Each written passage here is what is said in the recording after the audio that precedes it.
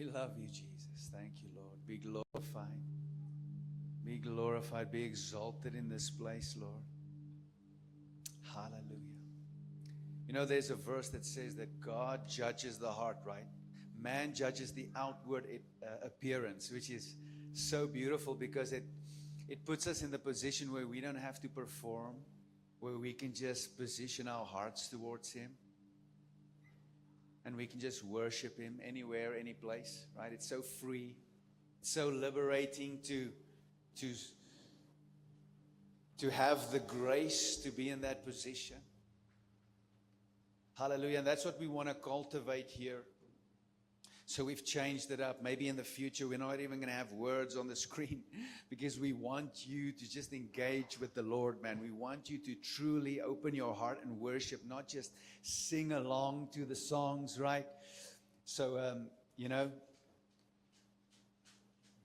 there's grace in those places where we can sing along to songs, right? It can cause goosebumps and an emotional response. But I believe that there is a weightiness, there's a deep place that we can go into when we don't just sing songs, but where our hearts are connected to what's happening in heaven, right? Because it's by faith that we can access those places. And our hearts is the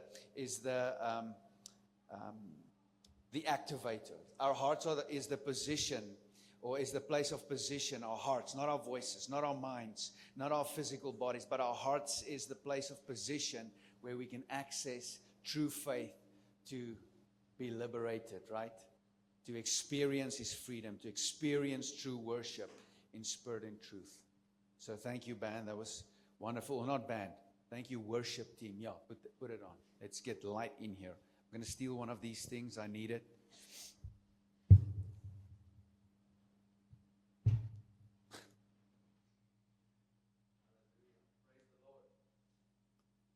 Praise the Lord. Hallelujah. Thank you. Yeah, it's fine. Good. All right, everybody. You ready? I need to get all my things ready because the band hogs all the equipment. So it's only a Bible and then, again, AI that's going to just give you a message this morning.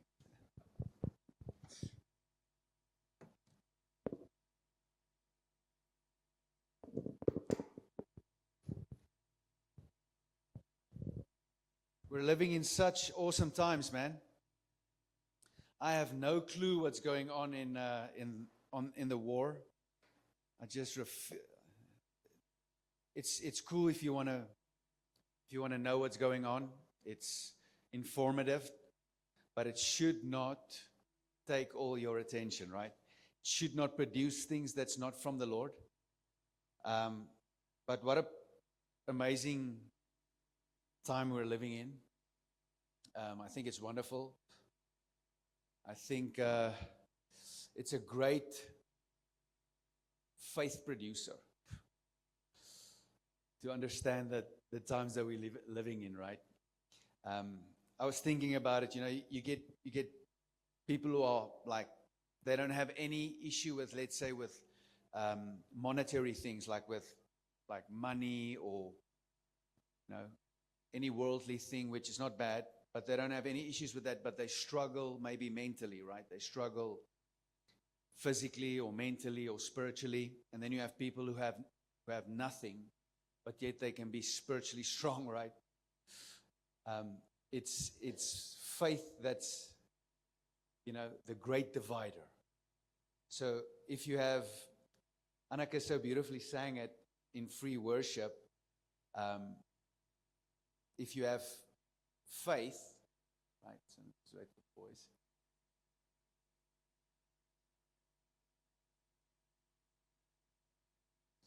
If you have, you only need faith, right? So if you don't have struggles, I want to say struggles. If you don't have trials, if you don't have persecution, which is promised to the church, then how can you prove that you have faith? Because if you have everything and you need no faith, to prove that you have faith, then, and that's why the Lord says, which is amazing, He says, take my yoke, for it's easy, and my burden, for it's light, right? So we have to be yoked with the Lord. We have to carry a burden. It's not like we become Christians and now all these things fall away from us and we're free and we can just live this perfect, amazing life. It's gonna be a reality check, because what's gonna happen is you're gonna find yourself in a place, right, where something is gonna want to distract you from what's truth and from what requires faith. It's just the way it is. So when you have a lot and you have everything and you need nothing, right? If you're not yoked with the Lord and you don't carry His burden, then you will struggle in areas, right, that you are not abundant in, if I can put it that way. So if you don't have everything, right, then it's easy to have faith because you believe God for certain things, so you can operate in faith. But it's so tricky because you get to a place where principles and statutes and all these things can become your faith. So you can fall into a place of works, right? So it's very tricky. It's not my message. I just felt I wanted to share that faith requires tribulation, or pushback. Faith requires a place where we will face persecution. Faith requires that. Just like love requires a choice. Amen? Faith requires pushback or resistance. Otherwise, how do you prove that you have faith?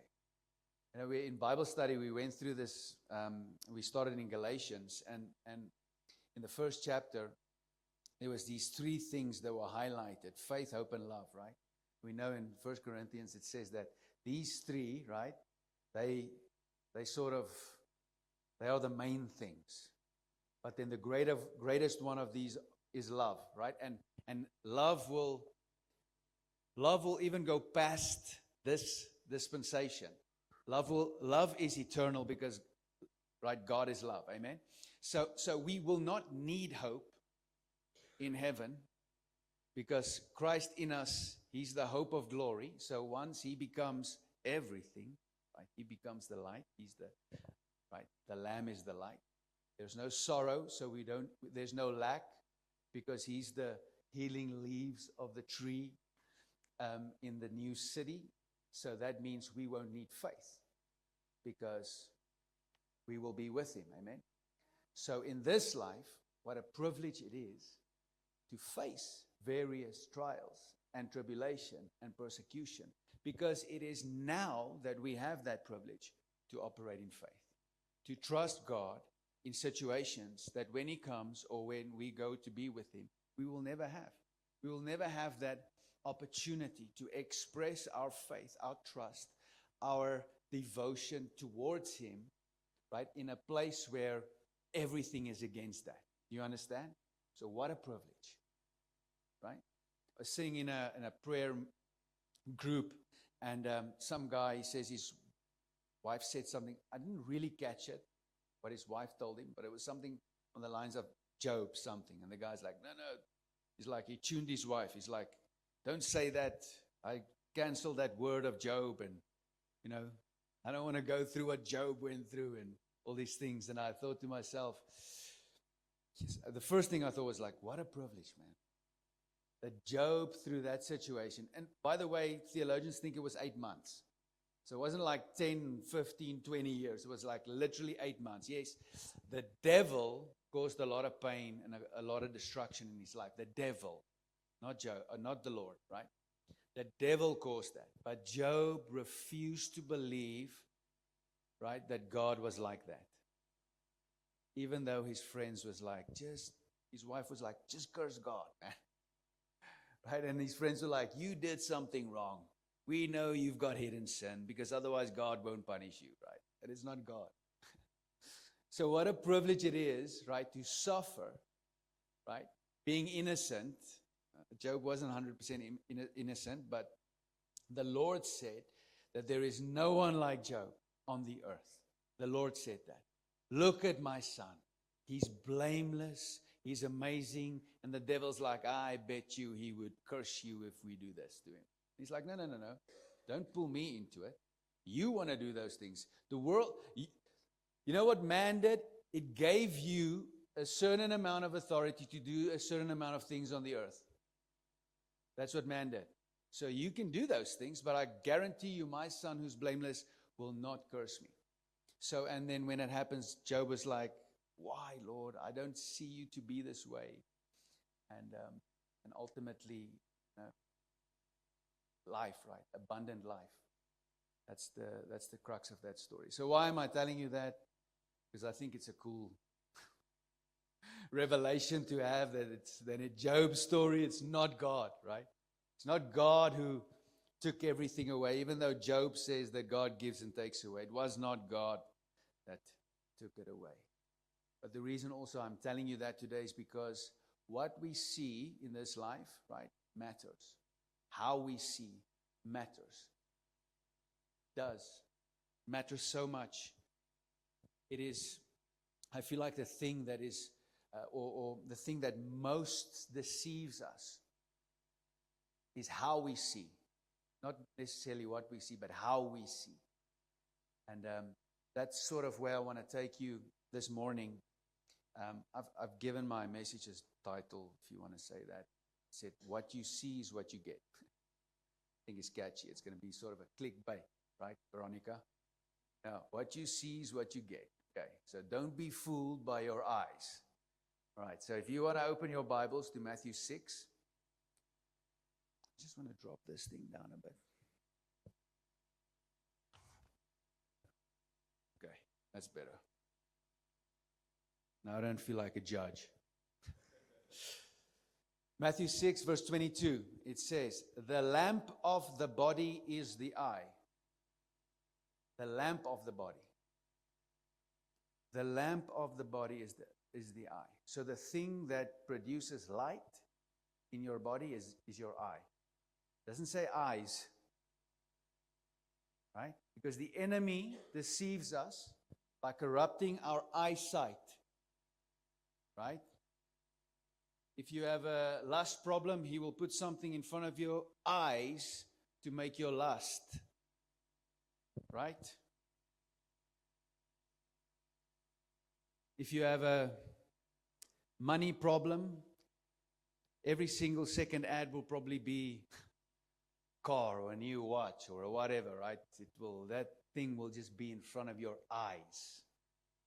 But the lamp of the body is your eye. Is your eye. It's the way you perceive things.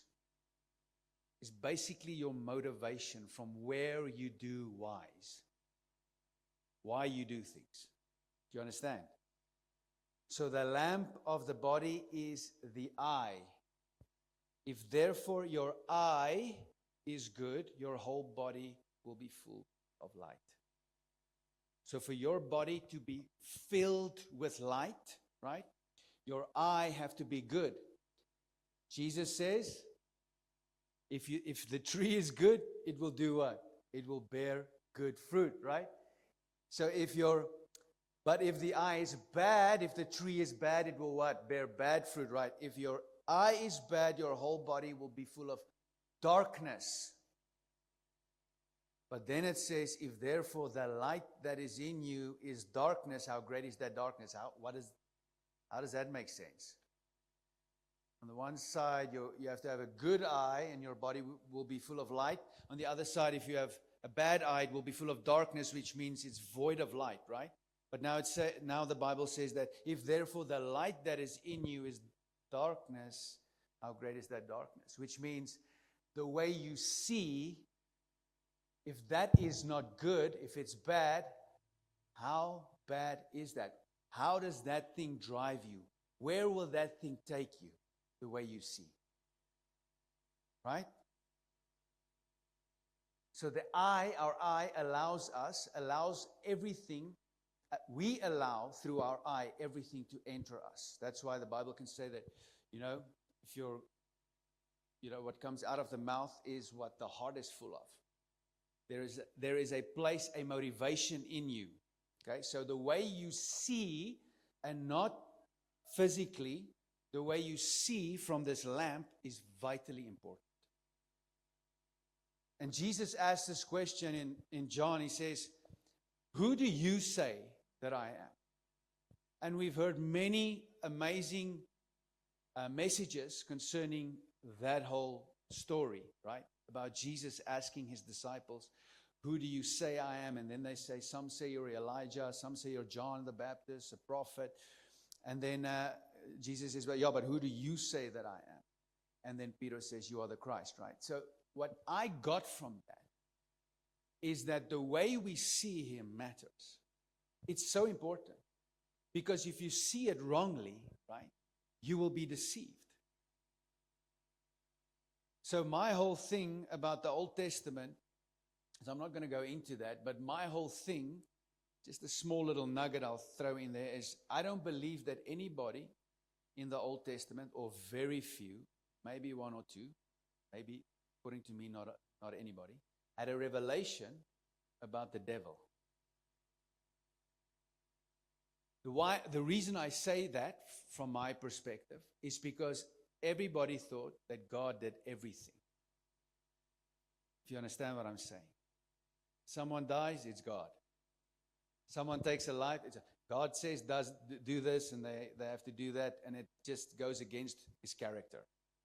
I don't want to get into that. All I want to say is the way you see him is vitally important.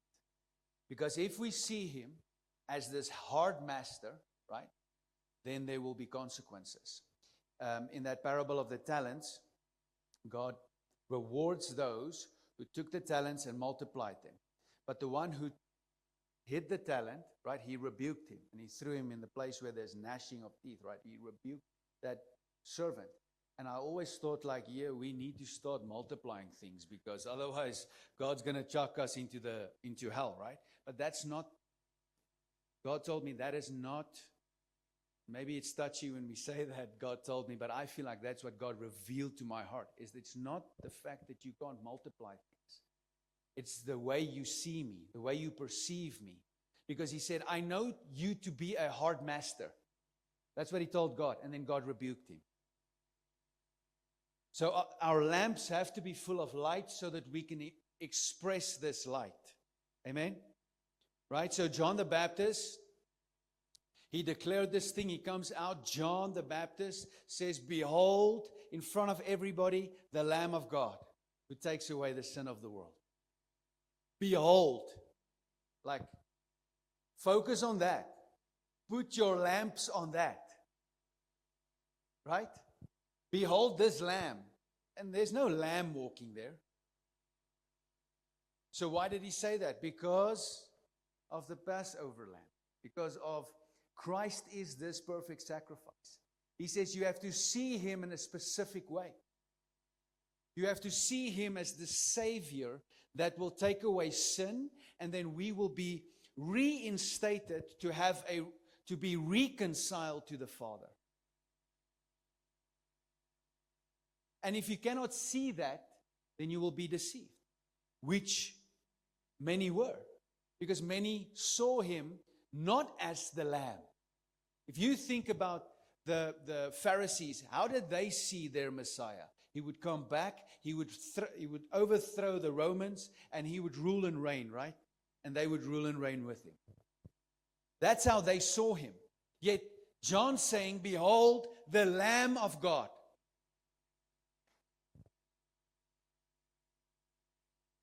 John the Beloved writes in Revelation, he says, the revelation of Jesus Christ, the revealing of Jesus Christ, the making known of Jesus Christ, right? That's why it's called revelation. Because it's not about many things. It's about one person. It's about Christ, which God gave Christ to show his servant things which must take place. To show. So how How will you know if God shows you things? You have to see. Right? If He speaks, we have to see. We have to see what He speaks. Hearing in the Spirit is this lamp being filled with light. Do you understand? I've got scripture for that. That Habakkuk scripture is one of my favorites because it says that when he said something to me, I saw what he was saying. And because I saw what he was saying, I could wait for him to first correct me before I do something. That's basically what he said. Before I catch the vision, before I make something plain. Which God gave to him to show his servant things which must shortly take place. And he sent and signified it by his angel to his servant John, who bore witness to the word of God. He bore witness to the word of God and to the testimony of Jesus Christ, to all things, it says, that he saw. So what he saw, right? This light was filled, or this lamp was filled with light, and it produced something. It produced a bearing of witness. It produced you testifying of someone.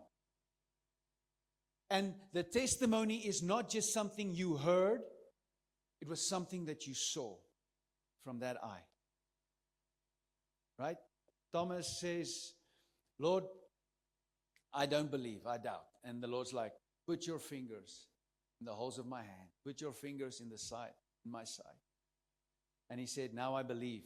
And the Lord says, blessed are those who will see, or who will believe, but have not yet seen, right? In the physical. But has seen in the spiritual, in the spirit. Amen? Maybe that's a little bit too, is it too slow for you? Right? I feel like it's very important. I feel like this thing is captured, as been attacked by the enemy. Our spiritual eyes have been attacked. It's been divided. It's been watered down so that we can, put our focus on many different things. We have many different denominations. We have many different opinions. We have many different situations in the world that will distract us from having a single eye. Because it says the body, the lamp of the body is an eye, a single eye. So all these things that John sees is filtered through a single eye. So Jesus is revealing to John that for you to see what must still take place, for you to be a witness, to bear witness, for you to testify of the one who is Christ, right? You have to have a single eye. You have to see. In 2 Corinthians 3:18 it says, but we all with unveiled face, we behold him as in a mirror, right? We beholding as in a mirror the glory of the Lord are being what? What are we being transformed? We are being transformed into what? That's the question. What do you see? You behold in a mirror. Do you see yourself? What do you see? And then when you see, then you're being transformed into what? From glory to glory by the Spirit, we are being transformed into the image of him who we behold. So we must understand that if we see him rightly, that's the only way. If our eye is single, our lamp is filled with light, our body is filled with light, and we see him rightly, we will be transformed. It's the only way. You cannot be transformed because you do things, because you work the works of God.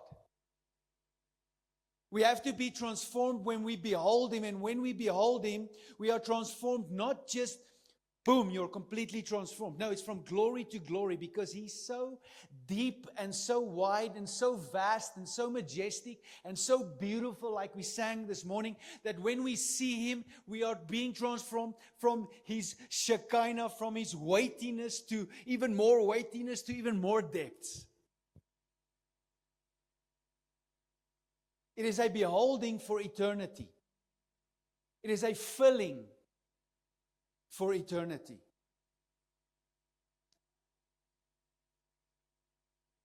And you know what Paul says? But we all. It's so crazy. He says, but we all with unveiled face, beholding as in a mirror, right? But we all.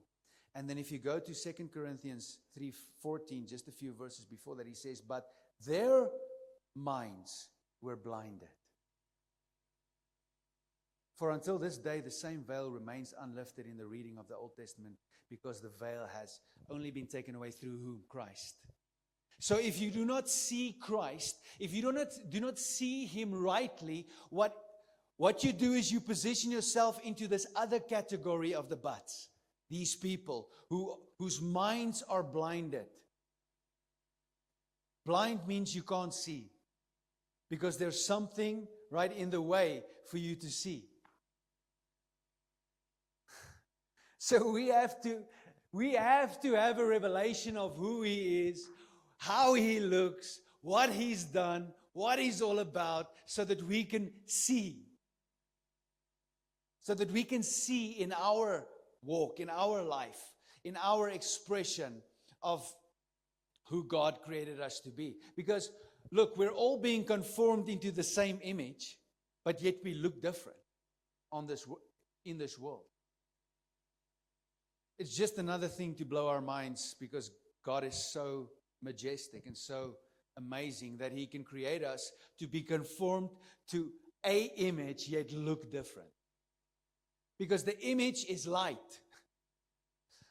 Because He's light, right? And if the image is light, if you take a light, this just came to me. How many colors are there in a light? Remember, like if you shine light, right, it's like the rainbow. All the colors are there. That's why light bounces off things and it then reveals the color, if you want to put it that way. So light encapsulates every color, which is crazy. Which means if we are being conformed to this light, to this sun, right? But yet if we are, then it doesn't necessarily mean that me and Colin will look the same. He can be a purple, I can be a blue. But we represent the light. Amen? That's so good, man. Thank you, Lord. Holy Ghost. I feel like that was amazing. I never thought of it that way, right? So if you think about, so what I told you about Job. Job saw God rightly. His friends didn't see God rightly. At the end of the day, God was like, Job, and He knows that Job, because of the way he sees, He can tell him these things like, Job, if you want your friends to survive, then you have to pray for them. You have to pray for them, right? It's crazy because he trusts Job. He's like, I know you see rightly. So go pray for your friends who doesn't see rightly. So you can be in a position either where you see rightly, you understand truth, and your body is filled with light, and then you become this expression of light. Or you can be in a position where you have a veil, right? And you cannot, maybe the light that is in you, if I think about light in you being darkness, I think about Jonah, right? He's got this light because he knows who God is. He's like, in Jonah 4, he says, I didn't want to do what you wanted me to do because you're a merciful God. You're a loving kind and you're amazing, right? That's why I didn't want to do it, because I hated these people. So the light in you can be used for darkness or, not for light. You can run away from it. You can choose not to believe. Jesus says to the Pharisees, it's because I tell you the truth that you do not believe. It's because you hear the truth that you don't want to believe. Like Jonah. He knows what the truth is, yet he doesn't want to be that expression. Which is crazy, man. And that's why some people have a really bad theology. I won't say what theology, but they believe that God chooses who chooses Him. And I promise you, many of my friends whom I love dearly, who declare, who have who has a relationship with the Lord, I'll leave it there. They believe this. They would be in a position of thankfulness and gratefulness because God has chosen them to believe in Him. And they'll make statements like, how grateful are you that He chose you to believe in Him? Because there's someone who will hear the same message and He chose not for them to believe in Him. And I'm like, what the hell? That's like, you can make that expression, what the hell? That's like hell, right? Like, how can you see God in that way? How can you say that it is the goodness of God that leads men to repentance, right? But yet then it's the same goodness that will send you to hell. It's crazy, man. So the way we see is so important, because how high and mighty must you be to think that you're in and they're not? I'm sitting there and I'm like, but that's like the Old Testament, man. That's like the Jews' perspective. Because they were like, we're in, you're out.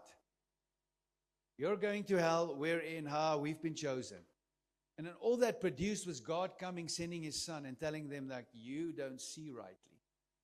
You see wrongly. You don't know no one has ever seen God at any time except the Son who is in the bosom of the Father. He has revealed Him. Right? So Jesus comes and He says, if you want to see the Father, you look at me. If you want to see correctly, you look at me. If you want to discern correctly, you look at me. If you want to be filled with light, you look at me, because I'm the light. In Isaiah 6:1 it says, in the year that King Uzziah died, I saw the Lord on a throne. Man, I wanted to sing that this morning when I was worshiping. I was like, I see you, Lord. I see you high and lifted up, right? And the train of His robe fills this house. Fills this place, man. That's what we need to see. Doesn't matter how many people. I mean, if people lead people into true worship, that's what we have to see. You can have a whole stadium full of people just singing a song along. But nobody sees that the Lord's robe fills that place. Fills you, because you're the temple, right? His robe and it says His robe filled the temple, right? And the way we see God being positioned high and lifted up in His rightful place, that's the only way His robe can come down and fill the temple. If we don't see Him that way, His robe cannot fill the temple. Which means it will be an in vain worship. It will be dry, even though it can sound amazing and perfect and pitch and key and everything's right. Our hearts can be far from that. There's no robe that fills your temple. It's in Psalms 16 verse 8, it says, I have set the Lord always before me, because He is at my right hand and I shall not be moved. If you set the Lord in His rightful place, if you see the Lord rightly, if you set the Lord before you, what will you see? You'll see the Lord. And then what will happen? He will be your strength, because that's what the right hand means. And He will cause you to not be moved, to not be deceived, to not be shaken, to not have a double-minded anointing. I want to put it that way. Because people think that if you change your mind continuously, then you're in the Holy Ghost. Which is not true. You believe a thing and you stick to it. And if you're wrong, you repent and then see the light. See Christ. In Job 42 verse 5 it says, I have heard of you by the hearing of the ear, but now my eyes sees you. Or my eye sees you. That's what he says. That's crazy. But now my eye sees you. Did Job have one eye? I'm not sure. But to me, it just falls perfectly into what I believe It's Job knows that he knows that he knows. There's this faith, this belief, this lamp that's been filled with light.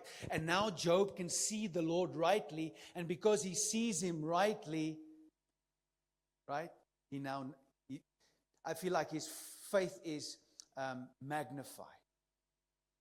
His life is magnified through this. And that's why everybody's like double portion, right? Job, double anointing, double portion, all these things. I'm like, no, you've seen the Lord rightly.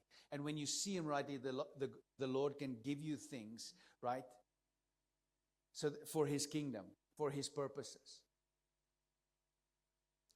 Habakkuk 2, that's one of my favorites. I will stand my watch and set myself on a rampart and watch to see what he will say to me. And what I will answer, and what I will answer when I'm corrected. So he will not say a thing unless he first sees what the Lord says. He first sees what comes from the Lord's mouth, which is his words, which is the word of God, which is Jesus. If you see the Lord, if you can see him, right? After that, you can be corrected. You can respond through your correction because you understand that you do not know everything. 1 John chapter 4, verse 13 to 14. By this we know that we abide in him and he in us, because he has given us of his Spirit. And we have seen and testified that the Father has sent the Son as Savior of the world. So what does John see? He sees him as the Savior. He sees him as the Lamb. He sees him correctly, and he can testify. 1 John 1, verse 1 through 4 says, that which was from the beginning, which we have heard, which we have seen with our eyes, which we have looked upon, and our hands have handled concerning the word of life. The life was manifested, and we have seen and bear witness and declared to you that eternal life, which was with the Father, was manifested to us. So rich, man. That which we have seen and heard, we declare to you that you may have fellowship with us. That which we have seen and heard, we declare to you that we may have fellowship. Listen, there is a place where only when we see correctly, right, we can have fellowship. Only when we see correctly. Otherwise, I will want something from you, right? Because of selfish needs, ambitions, or whatever, to get ahead, or whatever the case may be. But if I see the Lord rightly, I can have perfect fellowship with you. I will be selfless in my relationship with you. So the way we see God, right, is the way we're going to relate to God. I think that's something that you said last week, which is beautiful. Okay. In the beginning was the Word, and the Word was with God, and the Word was God. He was in the beginning with God. All things were made through him, and without him nothing was made that was made. So just think about this. John is the one who speaks about light. John is the one who speaks about seeing. We saw him and we testified, right? If you think about that. So in the beginning is a picture of who God is. It's not, and it's obviously directly tied to Genesis 1, but it's not for the philosophers or for the archaeologists to declare how old the world is, or to declare whether it's a young earth or an old earth, or all these things. That's not the purpose of this scripture, this portion of scripture. The purpose of this scripture is to see Christ rightly, is to see who he is, that he is in the beginning. That means he is the Alpha, the Omega. He is the beginning, he's the end. Maybe we know that, but have we seen that? Have we seen that he's the beginning and he's the end? That he has no beginning and end? Can we see that all things were created through him and nothing was made that was not made through him, right? That means that he is the creator. Christ is creator. He's Alpha, he's Omega, but yet he's creator. He's light. He's the shepherd, the great shepherd. So can we see him rightly? Because in him is life. In him was life, it says, but in him is life because he is life. I am the way, the truth, and the life. He tells Mary, I am the resurrection and the life. Why? Because he cannot just raise you, he needs to sustain you as resurrected. He needs to be life. And that life is what? The light of men. So if you can see correctly, then the light which comes from him, because his life fills you, and you can become life. And you can become an expression of life. An expression of Christ, because he says, I'm life. Man, everything just comes back to him. Everything comes back to how we see him. And we want to see God the Father, but we'll never see him if we don't see the Son. The truth is, I don't think you're ever going to see the Father if you don't keep on staring at the Son. You have to look at the Son. And the light shines in the darkness, and the darkness did not comprehend it. The darkness does not understand it. The darkness does not overcome it. In him there's no darkness, the word says. So what happens is, if we're filled with light, right? That which is in opposition to God. My previous message I preached on was darkness versus light, right? So don't be so self-consumed with what happens to you. It's this darkness thing against light. So when you're filled with light, right, this darkness thing cannot understand what you're doing and why you're doing it. And it cannot, and at the same time, it cannot overcome you. It cannot have the better of you. That's why God can make statements like, all things work together for those who love him and who are called according to his purpose, because if it's not good, it's not done yet. And it's not so much concentrated on you as a person, but on the seed that you are, the light that you shine, and how far it can go. John, there was a man sent from God whose name was John. This man came for a witness to do what? To bear witness of the light, that all through him might believe. He was not the light, but was sent to bear witness of that light. That was the true light which gives light to every man coming into the world. So there was a man who was sent from God. I spoke a little bit to Colin about this, and I think Miguel as well. There is a difference to being sent from God and being sent by God. Because I believe we're all sent by God. He created every man. This light that he is, right? He has sent to every man, for every man.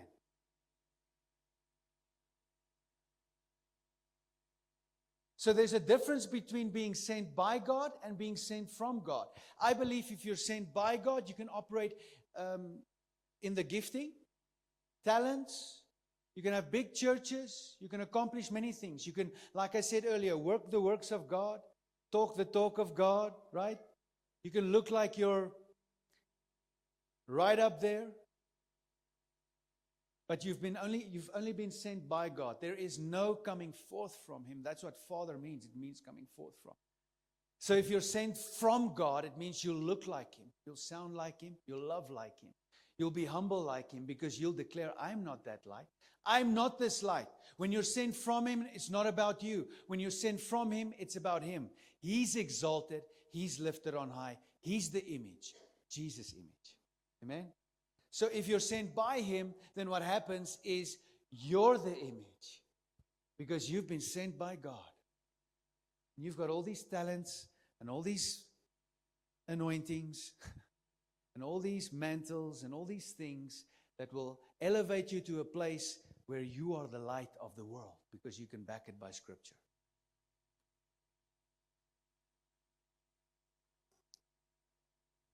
So being sent by God is everybody being born. Being sent from God is everybody being truly born again. Truly born again. Hallelujah. Being sent from God reveals who he is and not who you are. There was a quote from Michael. Well, it's not a quote. It is a statement that he made, that God told him, Michael Koulianos from Jesus' Image. He said that when he started his church, God said, if people leave after a Sunday service and they know more about Jesus' image, then Jesus then the Holy Spirit wasn't involved in the meeting. And I feel the same way. If we leave here and you know all about our activities, who we are, who Colin is, who I am, who Miguel is, who the worship team is, who the people in the church are, what we do on Tuesdays, Thursdays, Fridays, which is, you can know these things. There's nothing bad about it. But if you have no revelation of Christ, then the Holy Ghost wasn't involved. All we did was tell you about all the nice things that we have. And we'll stick to that, man. We're not going to get you to get involved in the church because there's going to be reward connected to it. We're going to get you to be involved in the church. We're going to connect you to sit on your knees to worship the one who is worthy of it. If you're here because He's here. Not because we have a coffee machine, which is, according to me, drain water. But we have to make Him known. We have to see Him correctly. We have to see the Lord. And if we do not see the Lord, then we will be deceived. Amen? Hallelujah. So I just want to give you some scriptures just on the beauty of Christ revealed through these scriptures, right? In Psalm 27 verse 4, it says, "One thing I have desired of the Lord, that I will seek, that I will dwell in the house of the Lord all the days of my life, to behold the beauty of the Lord and inquire in His temple." To behold the beauty of the Lord. You know what goes over my head is that we want to create this space where we are this morning, this dwelling place this is what we would call it, this dwelling place of His presence, this place where we want to invite you into His presence. We want to change this thing, right? To be comfortable for people who do not know Him. Why would we want to do that? Why would we change the scriptures from do not forsake the gathering of the saints to do not forsake the gathering because the lost needs to feel comfortable? We need to behold Him in this place in such a way that we know who He is, that we are filled with light, that when we move out from this dwelling place, right, we host the dwelling ourselves, His presence. And we go because we're equipped and we're encouraged and we're built up by each other as fellow brothers and sisters, right? We go out and then we go present this beautiful man to the lost, and they can then receive Him, receive this light, and come and fellowship with their fellow saints. But we've made it all about making it comfortable so that those who do not know Him can come in. But then what happens is we don't see Him correctly because that's not what He says we need to do. And we create a place where we ourselves don't know Him. But we want people to come in and know Him, but we ourselves don't know Him. It's crazy. It's just not the way it is. Song of Solomon, chapter 5, verse 10 to 12 says, "My beloved is white and ruddy, chief among 10,000s. His head is like the finest gold. His locks are wavy and black as a raven. His eyes are like doves by the rivers of water, washed with milk and fitly set." Like this was Jesus when He was young, because now He's got white hair like wool, right? No, but it's a picture. It is a picture of beauty. It's a picture of infatuation, adoration towards Christ. And what more can I give you, right? We're going to go through some more scriptures where what we need to see is this beautiful man, this beautiful God, this one who has many names but one. This one who is light, and in Him there are many colors, right? So how can we paint the picture? We want to theologically take you on a journey to understand Him, when we need to see Him. Because you'll never understand Him. Because knowledge puffs up, but yet the lack of knowledge leads to destruction. So how does that work? Head knowledge, the knowledge of understanding theologically who the Lord is will lead you to be puffed up. Not that it's bad, but it will lead you to be puffed up if it's not filtered through the place where seeing Him first rightly is the agent of knowing Him. Do you understand? Because our hearts need to burn. I mean, they walk on the road to Emmaus, they walk with Jesus, right? And He takes them on this journey from the law of Moses through the prophets, which means the whole book. And He speaks to them concerning Christ Himself. And they are like, phew, it just goes over their heads. And then when they go and they sit with Him and they have a meal with Him and they're intimate with Him and they see Him, in that moment, they say, didn't our hearts burn when He was speaking to us concerning Himself, right? That's what we need to see. If we do not see that, then we're filling ourselves with knowledge that will never lead us to seeing correctly. Jesus tells the Pharisees, He says, you search the Scriptures because in them you think you find life. But the Scriptures speak of me. That's what He tells them. You want to go on a journey to get wisdom on how to navigate this life and become a better person and a better husband and a better father and a better friend and a better leader and a better this and a better that. You're going to fail horribly because the best leaders, the ones who were anointed, right, who got the whole robe thing with all the gems on it, and everybody knows that guy goes into the most holy place. That guy, he died if he did something wrong. If you don't see him rightly, you'll die. Man, maybe that's too strong. But if we do not see him rightly, I feel like there is decay. There is decay and there's loss and there's a hurting and you know what happens? You start blaming God for things that He never did. That He's not even involved in.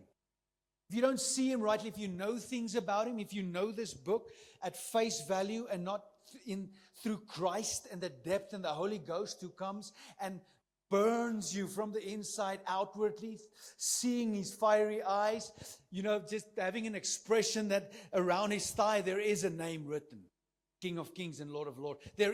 He has a name. You have to see that He is an expression of God, love, everything that exists. If you do not see that, if you cannot position yourself to be there, then what will happen is you will stand against Him.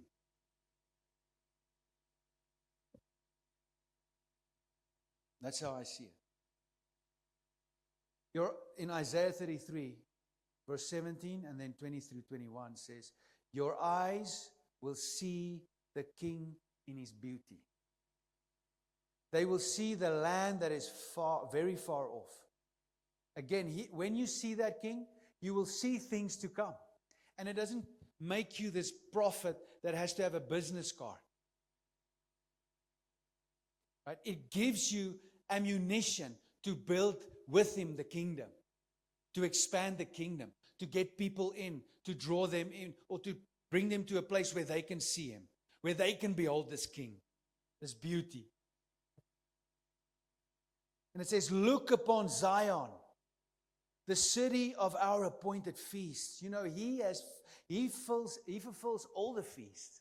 We don't have to, we can celebrate Passover, but we don't have to keep it because He's the Lamb and we behold Him. Your eyes will see Jerusalem, a quiet home, a tabernacle that will not be taken down. Not one of its stakes will ever be removed. Listen, God is the same yesterday, today, and forever. The same Jesus you will experience here, they experienced in the Old Testament. Do you know that this seeing is so important, right? Because it fills you with light. That even in the Old Testament, they could not speak a word from God because if they didn't see it. And if they lied, they know they didn't see it and they can be stoned to death. It's crazy. You have to be filled. How did they speak? How did they utter prophetic word in the Old Testament. The Spirit of the Lord came upon them. You have to be filled with this light, man. You have to be filled with the Spirit of God, with the testimony of Jesus, with beholding Him rightly. When you're filled with that and you have that revelation, then you can say things that impact eternity and changes your life, your siblings' life, your friends' life, people your encounters' lives, because it's His word. And you see Him rightly. It's pure faith.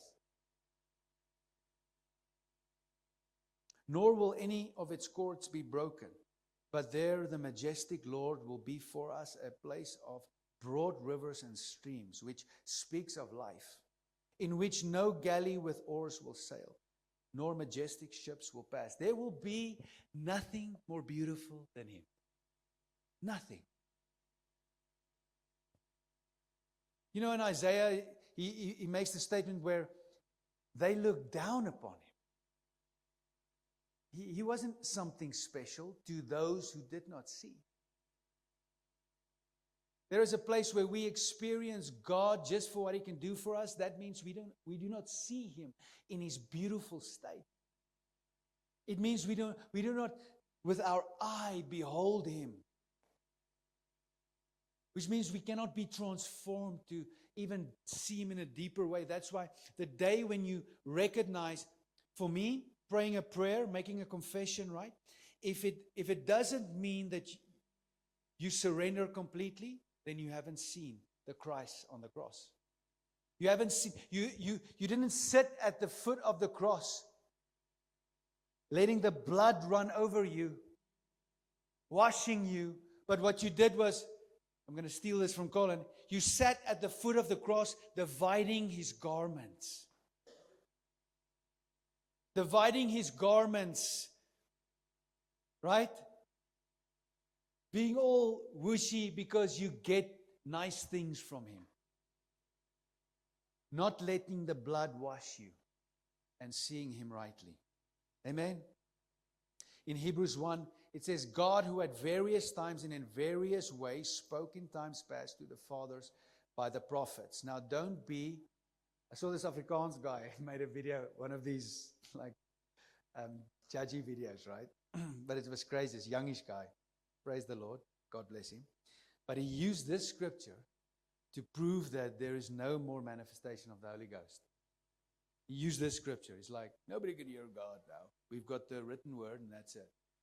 And he's like, you know, God at various times and in various ways spoke in time past to the fathers by the prophet, has in these days, last days, spoken to us by His Son.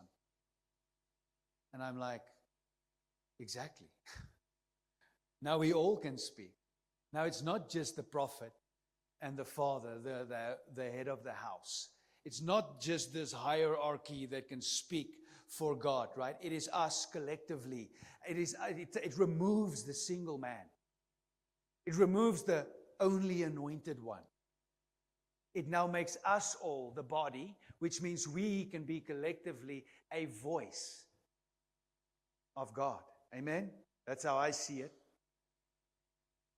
Whom He has appointed heir of all things, through whom also He made the worlds, again, Creator, who being the brightness of His glory and the expressed image of His person. He is the brightness of His glory. He is the revealing of His weightiness. He is the Shekinah. He is the Shekinah of God. He's the expressed image. If you want to know who God is, you have to behold the Lamb. There's no other way, no seminary, no Bible school, no nothing, no course can lead you to know who God is except when you behold the Lamb. And I can tell you things, I can share all these scriptures, I can lead you to a place where you're like, yeah, that guy's right. But if you do not behold Him, you know nothing. You see nothing. So you have to behold Him. They say you have to be like the Bereans, Paul says. Because everything I say, you have to question. Because you have to, I don't believe it's like, I don't believe you, I need to go study it myself, I'm a Berean. It's not like that. It's like, oh, what you're saying is touching me, I need to go find it for myself, man. I need to see it for myself. I need to eat it. I need to drink it. I need to become it. Because if I don't, then I will not feel like that guy when he speaks about the Word or when he talks about Jesus. And you know what? Then me, if I'm like this, because I'm like this when we speak about Jesus, right? If I'm like this, then I can't go and sit in the pub and get snot drunk this afternoon. Because I don't see him rightly. And I guarantee you, after a year of being a hypocrite, sounding like I'm all gushy about him, but then in the background not walking it out, in a year it'll fade, just like that glory on Moses' face. But if you truly behold him, you will be transformed from glory to glory. He will take you deeper. He will drown you in the depths of his presence, if you allow him to. Amen. Hallelujah. Is it too flaky? Right? Is it okay? It's very quiet. It's because everybody is in holiday mode. The expression is, and upholding all things by the word of his power. When he had by himself purged our sins, sat down at the right hand of the majesty on high, having become so much better than the angels, as he has by inheritance obtained a more excellent name than they. Hallelujah. He's better than the angels. There is no one like him. He has the name. He has the name, right? We'll get to that. He has the name. It's so, because I feel like that name, right? Because the name reveals who he is. Like John means the grace of God. Now think about John the Baptist. I told Colin, his name means the grace of God, but he comes out like this, crazy man. I know that one movie portrayed him with dreadlocks, right? Comes out with dreadlocks. This crazy wild man eating locusts and honey. And I'm thinking, that guy is the grace of God? Like preaching, repent, for the kingdom is at hand. Right? That's how we see it. What if he is? He is. Because his name speaks of who he is. What God has created him to be, the grace of God. And what I see is he comes out and he is crying in his heart, repent. Because Christ has come. Behold this Lamb. Look at him. It's this message of love. He's like, you have to repent. You have to change the way you see God. You have to change the way you think about him. You have to change about everything you know about him is wrong. Change and see the Lamb. It's the only way you'll know. And you know why he's the Old Testament, the greatest of the Old Testament prophets, right? You know how his words was also accredited? Because when he was in his mother's womb, it says he was filled with the Holy Ghost. He had the light in him. He saw. He knew. And he could testify and bear witness. Right? It says that there was a man sent from God whose name was John the Baptist. And he came as a witness to do what? To bear witness of the light. So it's true. He could bear witness of the light because he had the light. Because he was filled with the Holy Ghost in his mother's womb. Hallelujah. Right? It's not just anybody declaring a word and it has eternal impact. It is you seeing him rightly, being filled with that same light, becoming a witness and then bearing witness. Right? We spoke a little bit about it. If you think about Jesus being in his resurrected form, meeting Mary in the garden, right? The garden where the tomb is. And then she recognizes that it's him. And she's like, Rabboni, like teacher, right? And he's like, don't cling to me. I first have to go to my Father, to your Father, right? Tell them I'm going to the Father. And I feel like he went, and Miguel said it, he is the mercy seat, right? So he went and he took his blood, puts it on the mercy seat. Right? And he now becomes this mercy seat. Now when he comes back, they can touch him. But then he breathes on them. He says, receive the Holy Spirit. And then we think, oh, that's it, we're all in. They're in. And then after that he says, go and tarry in Jerusalem. Because what? You will be filled. You will be filled. The revelation of the fact that I am the Savior of the world, the Lamb who takes away the sin of the world, right? That revelation makes you holy. And then you must see Him as the high priest, the one who has the power, who sends the power, the one who gives us the ability to bear witness of this light. You must be filled with Him. You cannot be empty just knowing that He died. You have to know that He died a death that He didn't deserve, and then He raised back to life and is now the victorious one. So that you yourself can bear witness of that. Because I, Leslie, once was in darkness, and now I've been translated into the kingdom of the Son of His love. That's what happened. So now I can bear witness, because it says that you overcome Him in Revelation 11:12. It says that you overcome the enemy by the blood of the Lamb. The fact that He is the one who died. He's the Lamb who takes away the sin. What does that mean? It means that you are no longer identified as something that you're not. And now what happens is, now you overcome Him by the blood of the Lamb and by the word of your testimony, which means, you know what, I was a druggie and then I repented and now I'm saved. Praise the Lord. No. You know what? I was a druggie. I was destined for hell. I was doing crazy stuff. I was drinking, fighting, partying, all this stuff that you can think about, crazy stuff that I'll never speak about. But you know what? You know what He did? He died. He died for me, and it removed that thing that I did that deserves to be punished. He removed it. He removed it. That's my testimony. He's my testimony. Christ the Savior. And then it says, and the fact that I don't love my life unto death. We all leave that one out because we're too afraid to make that declaration. Because just now we need to go to China. No, we can say that because now we'll never die. Because He's alive. He's resurrected and He has overcome. He has defeated death, hell, and the grave. That is the testimony. And you know what? That is your testimony. That is your testimony. That is all our testimony. The same grace that saved me, saved you. Hallelujah. Colossians 1. He has delivered us from the power of darkness and conveyed us into the kingdom of the Son of His love, in whom we have redemption through His blood, the forgiveness of sins. He is the image of the invisible God. The firstborn over all creation. That doesn't mean He was created. That means that His resurrected state, right? That's what we're going to be. We're never going to die. That's what He's saying.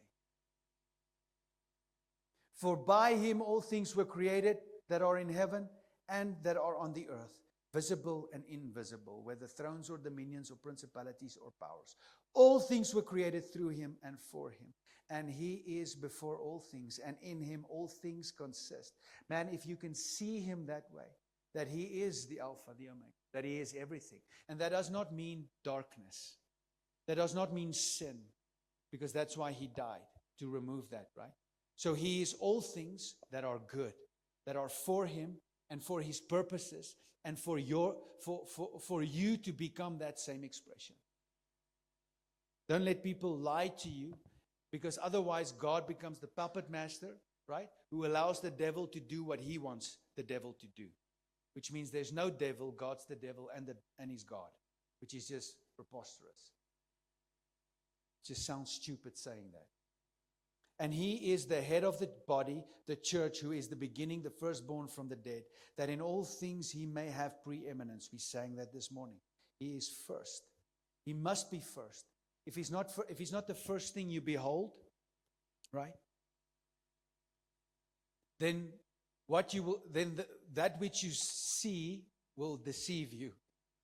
He has to be the first thing. Then through Him, everything, you can see everything through Him. You can read the Word through Him.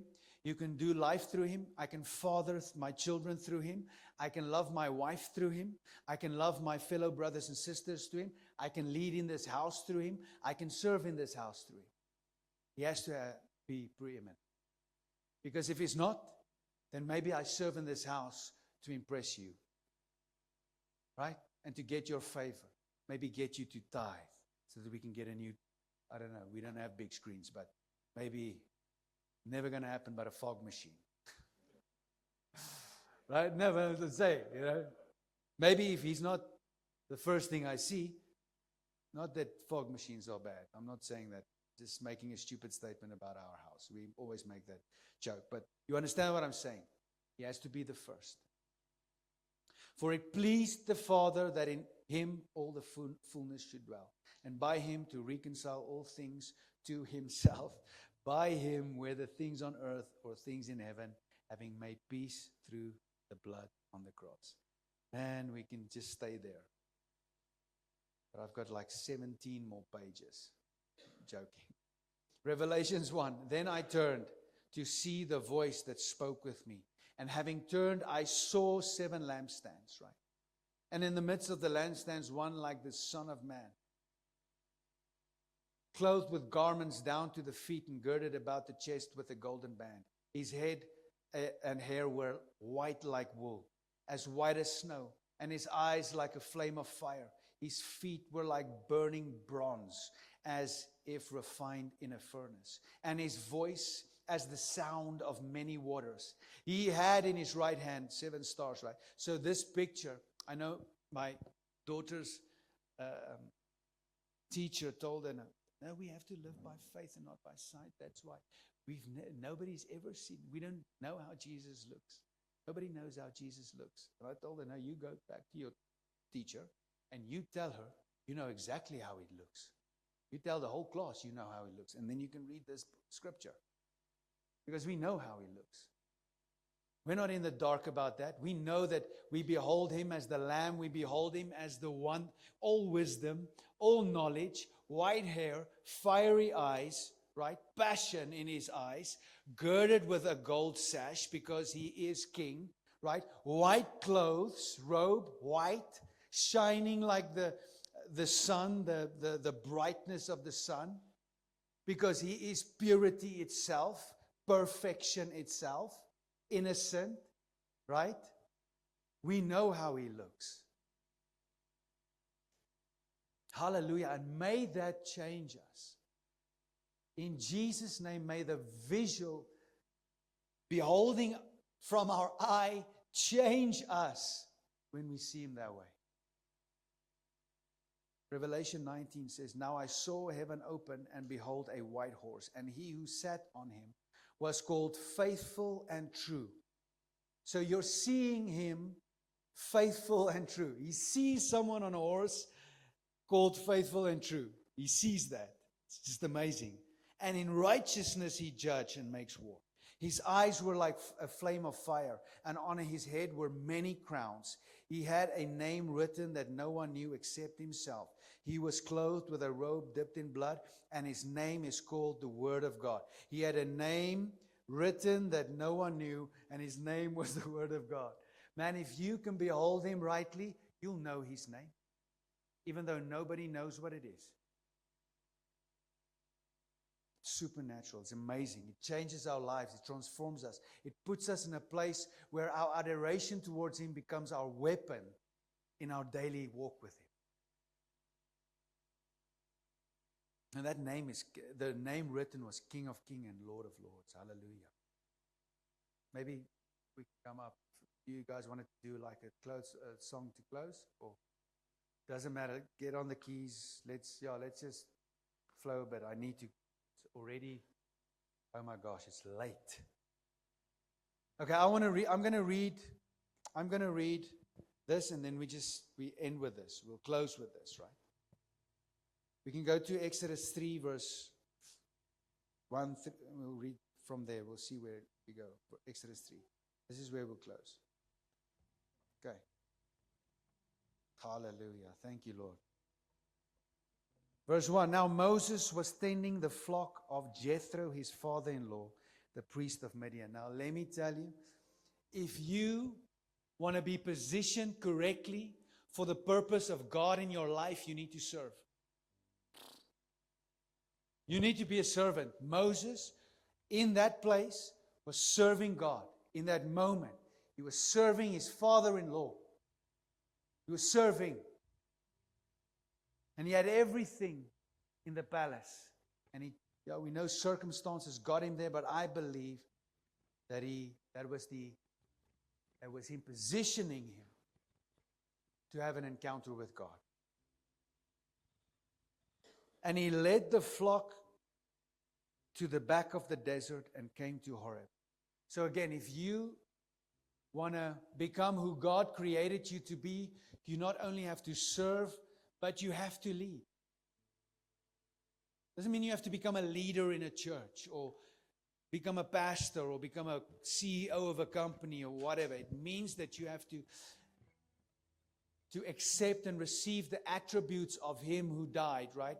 To become this leader of people. Because that's what you will be when you testify of Him, when you bear witness of Him. You will lead a flock. You will have friends, and you will have people who you love and who will love you, and you will have the privilege of leading them.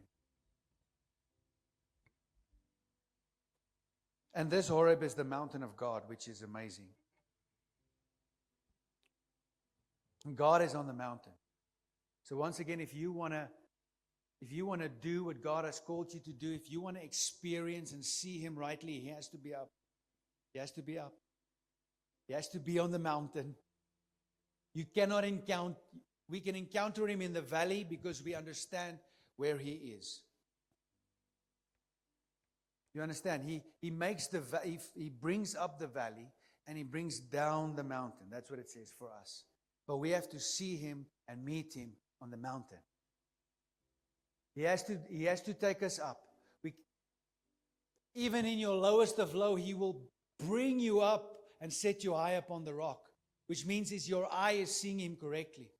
You cannot be down there and believe that He's this harsh master who's going to punish you, and at least now the Son has come, because now the Father, I'm down here, who's the Father, is going to now punish me, but luckily the Son's here. If you see Him that way, you will always be standing at the foot of the mountain, just like Israel, and say, Moses, you go speak to Him. I don't want to go up on the mountain. I'm scared. And the angel of the Lord appeared to him in a flame of fire from the midst of the bush. The angel of the Lord. The angel of the Lord was a visible manifestation of God, man. Because it's angel with a capital A, right? It's the angel of the Lord is Christ, Jesus, I believe. And the flame of fire was the Shekinah, was the presence of God. It is the picture of Christ Jesus. It is the picture of the Lamb, the visible image that we see of the Lamb that puts us in a position where we can experience His presence, His Shekinah. And you know what God says? He says, hey, take off your shoes. So he looked, and behold, the bush was burning with fire, but the bush was not consumed, because God is the consuming fire, not the bush. Then Moses said, I will now turn aside and see this great sight. I will see this great sight, and why this bush doesn't burn. So when the Lord saw that he turned aside to look, God called to him from the midst of the bush and said, Moses, Moses. And he said, here I am. We have to see God rightly. And this encounter will change us. We have to see Him. God tells Moses, Moses, you have to go. I hear the cries of my people. You have to go and tell them that I'm going to remove them from their bondage. I'm going to save them. And Moses is like, I cannot do that. I cannot even speak correctly. He's like, I'm not equipped for this. I wasn't trained. I didn't go to seminary school. God says, no, Moses, you go. And you tell them that I am sent you. If they ask who sent you, you say, I am. And I'm like, what? Yahweh, I am. Let me tell you what that means. I am means that whoever you are, wherever you are, right? He's the answer. I am the light of the world. I am the great shepherd. I am the bread of life. I am the Shekinah of the Lord, all wisdom, all knowledge. I am Jehovah Jireh. I am Jehovah Nisi. I am Jehovah Rapha. I am Jehovah Roy. I am all these things. If you need healing, I am healing. If you need saving, I am the Lord who saves. That is the name Jesus. Jehoshua means the Lord who is salvation. He says, tell them I am sent you. So this morning, if you can see that God is the Alpha, the Omega, that He is the Lamb slain before the foundation of the world, if you can see in your eye and you are filled with light and you can bear witness of this God who is everything, then I truly believe that we will experience Him rightly, and it will transform and change us forever and ever, from glory to glory, deeper and deeper, faith to faith. It will never end. It will be a well, an everlasting well of water. We will never thirst and we will never hunger. Can we understand that? Can we understand that it is nothing that we can do? It is the only thing that we can, the only position we can put ourselves in is to see Him correctly. It will change us forever. Amen. Hallelujah. Jesus, Jehovah, Yahweh, Lord, He is I am. He is everything. He is everything, man. Amen. Can we just stand? Can we just stand? Can we just stay there? I just want to pray. Let's just pray about just 2 minutes. It'll take 2 minutes, then I'm going to leave you. I know it's already late. It's been crazy. We started late. I'm going to blame that. Can we just say, Lord, we want to see you. Let's put our hands on our hearts. Man, let's get real with ourselves. Let's understand that, you know what, we can never achieve true eternity, eternal value, eternal rewards. We cannot conjure something up for ourselves in this life that will please God even. It is when we behold Him correctly. It is when we see Him for who He is. It is when we live from that place of adoration, that place of purity, true love, burning hearts for the one who is a consuming flame Himself. When we live from that place that He is delighted and pleased. Can our hearts just be positioned like that right now, Lord? And can we behold You correctly? Can we then be transformed, Holy Ghost, being filled with You, filled with Your power, Your grace, Your saving grace, Your saving power, so that we forever and ever, from glory to glory, are being conformed to You, Christ our King, the one who is the most beautiful. I speak this over every person here in this place, Lord. I declare it, that we will behold You.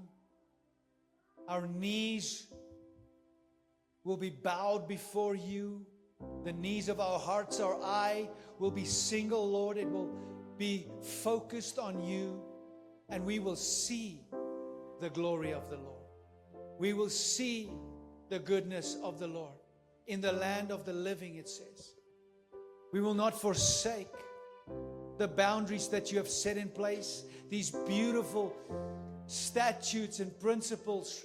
Lord, we will not forsake them, but we will behold You, and through beholding You, we will keep the love of the Lord. Breathe on us, Lord. Breathe on us, fill us, equip us, strengthen us. May you be exalted. May you be lifted up, Lord.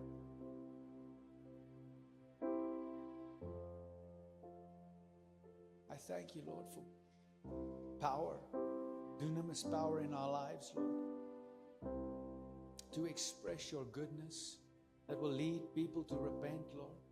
Hallelujah. You are here. The kingdom is here. The kingdom is within us, Lord. Let our hearts burn when we think on you.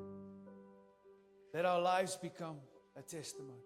Let us be witnesses to bear witness of that which is like you, the light of the world.